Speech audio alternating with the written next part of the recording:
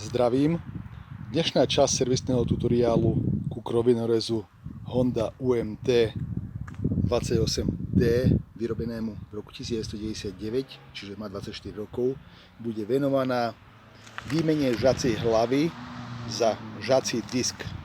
Čiže žacia hlava so strúnou bude vymenená za žací disk a budeme k tomu potrebovať nasledovné veci. Tento originál dodávaný žací štvorramenný disk a príslušenstvo k nemu, toto je kryt žacieho disku v prípade, že sa nepoužíva, imbusový kľúč, krížový skrutkovač, kľúč číslo 13, nejakú formu maziva, ja používam Wurt HHS 2000 a pre ukážku som vám priložil aj tento kryt disku, je pre kotúč pilový a ten sa používa väčšinou v lese pri prerezávke vetiev do 4 cm.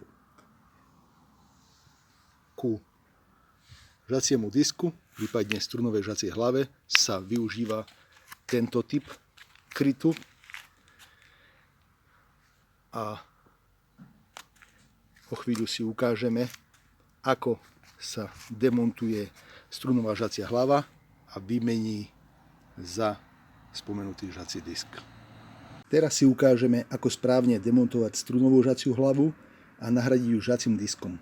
V prvom rade si musíme zafixovať žaciu hlavu so strunou, to znamená takýmto štýlom, že zasunieme imbusový kľúč do prevodovky a následne obrátime celý stroj opačne,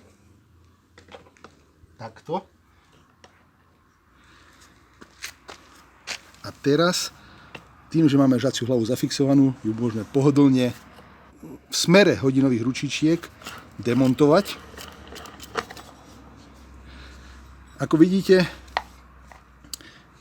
zostal na hriadeli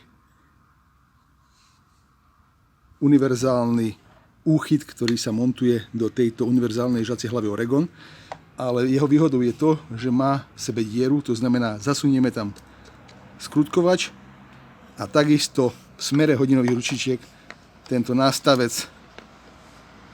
ktorý sa dodáva so žacou hlavou Oregon, vysunieme a vyberieme a môžeme ho naspäť založiť do strunovej žacej hlavy.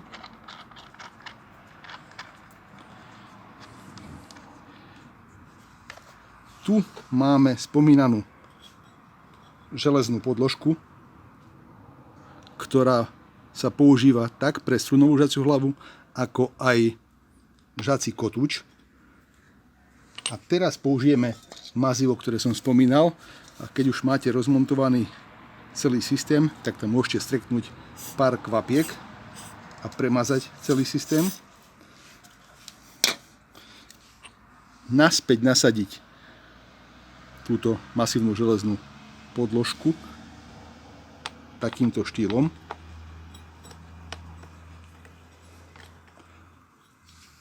A teraz zasunieme štvornamenný žací disk na túto podložku tak, že písmená Alpexstar alebo niečo podobné vidíte. To znamená, založíme tu sem takto a takisto nasadíme ďalšiu podložku takýmto štýlom. Na záver priskrutkujeme tento plastový kryt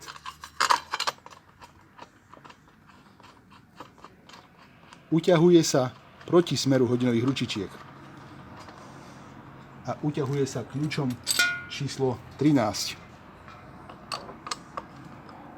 Použite rozumnú silu, aby ste nepoškodili závity a môžete vysunúť imbusový kľúč, ktorý zafixoval prevodovku z opačnej strany. Takýmto štýlom máte žací disk pripravený na používanie.